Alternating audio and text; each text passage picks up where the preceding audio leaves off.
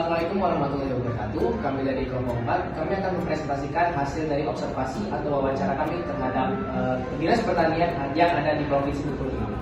Sebelum itu kami akan memperkenalkan diri kami masing-masing. Perkenalkan, nama saya Farmaska, saya sebagai Ketua atau Ordini dari kelompok ini.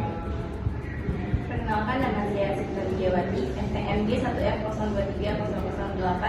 Saya sebagai pembuat laporan. Perkenalkan, saya Renata Badia, NPMG 1F023002. Saya sebagai pembuat laporan. Perkenalkan, saya R. Asintayu Safitri dengan NPMG 1F033072. Saya sebagai kameramen. Perkenalkan, saya Eva Agustina, NPMG 1F023038. Saya sebagai pewawancara. Perkenalkan, saya Selina Audia dengan NPMG 1F023024 sebagai pewawancara. Perkenalkan, nama saya Diksun Murid, NPMG 1F02305. Saya sebagai editor.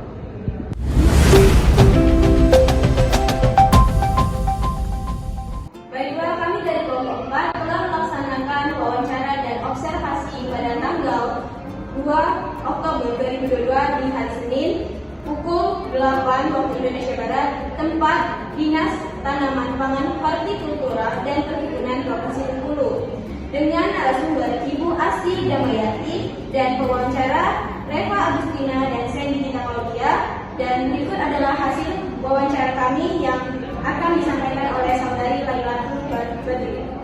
Pada saudara dipersilakan. Baik, pembahasan yang pertama adalah tentang sejarah dari dinas ini.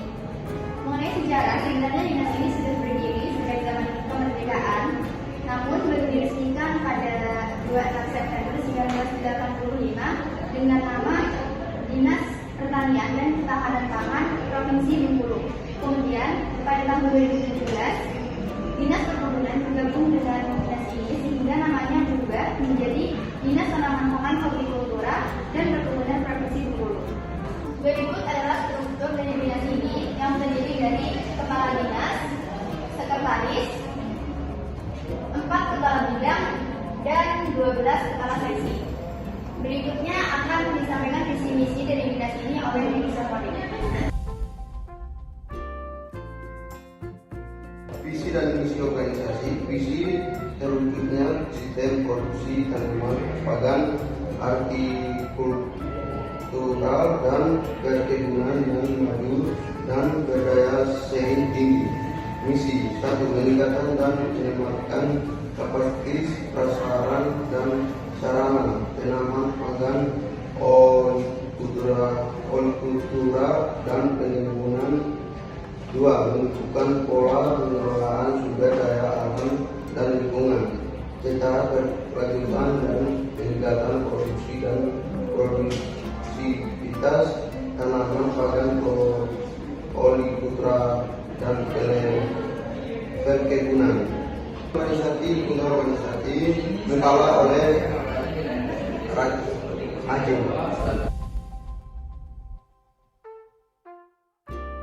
Baik, selanjutnya adalah tujuan organisasi. Tujuan organisasi ini adalah untuk mesejahterakan petani. Lalu lingkungan organisasi, yang pertama adalah eksternal. Yang nomor 1, ekonomi. Dinas ini terbantu dengan adanya UMKM setempat. Misalnya saat jam makan siang, para pegawai akan keluar mencari makan ke tempat makan yang berada di sekitaran lingkungan dinas. Contoh lainnya adalah saat pegawai ada keperluan untuk mencetak dokumen, jilid, dan lain-lain sekitar lingkungan dinas tersedia tempat percetakan atau fotokopian.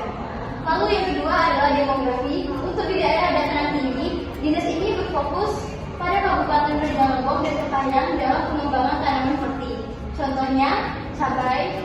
Untuk di daerah dataran rendah, contohnya di Kabupaten Sleman dan daerah pesisir pantai. Lalu yang ketiga adalah politik. Politik di Dinas Pertanian Provinsi Bengkulu mengacu pada Kementerian Pusat yang berada di Jakarta, sehingga apapun kondisi politik yang ada di sekitar dinas tidak mempengaruhi jalannya dinas ini. Lalu bagian selanjutnya akan dibacakan oleh Reva Agustina. Baik, untuk sosial budaya, dinas ini merupakan instansi pemerintahan yang berpusat pada Kementerian Pertanian yang ada di Jakarta. Namun, para pegawainya tetap menyesuaikan budaya yang ada di Provinsi Bengkulu. Para pegawai di dinas ini tetap mematuhi aturan dan norma yang terdapat di masyarakat setempat.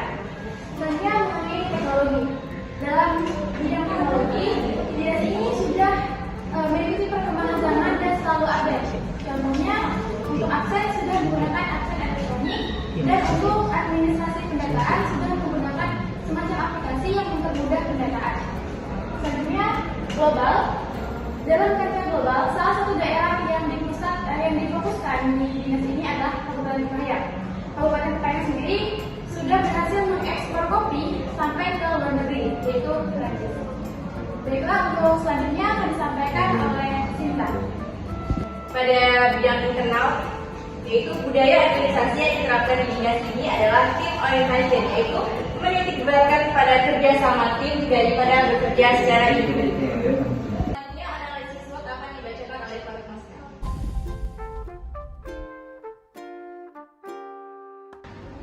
Baiklah, di sini saya akan menjelaskan mengenai SWOT atau Strength, Weakness, Opportunities, dan juga Traits dari kedinasan pertanian ini. Yang pertama ada strength kekuatan dari dinas ini. Yang pertama itu adalah dinas ini dilindungi oleh pemerintah. Lalu yang kedua, dinas ini memiliki akses ke berbagai sumber daya seperti ada benih berkualitas, pupuk pestisida, dan juga infrastruktur pertanian.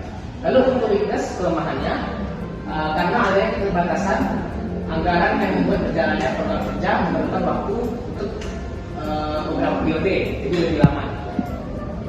Baiklah, dari keempat SWOT ini, maka terdapat strategi yang digunakan untuk menghalau dari ancaman yang ada. Yang pertama itu adalah strengths dan juga opportunities, kekuatan dan juga peluang. Itu adalah peningkatan kualitas pelayanan dan juga pengembangan inovasi pertanian, pengembangan jaring dan aliasinya. Lalu ada WO ini adalah weakness dan juga opportunities, berarti kelemahan dan juga peluang. Yang dikembangkan di sini adalah pengembangan kemitraan dan juga kerjasama. Yang kedua, pengajuan proposal pendanaan. Lalu optimalisasi penggunaan sumber daya yang ada.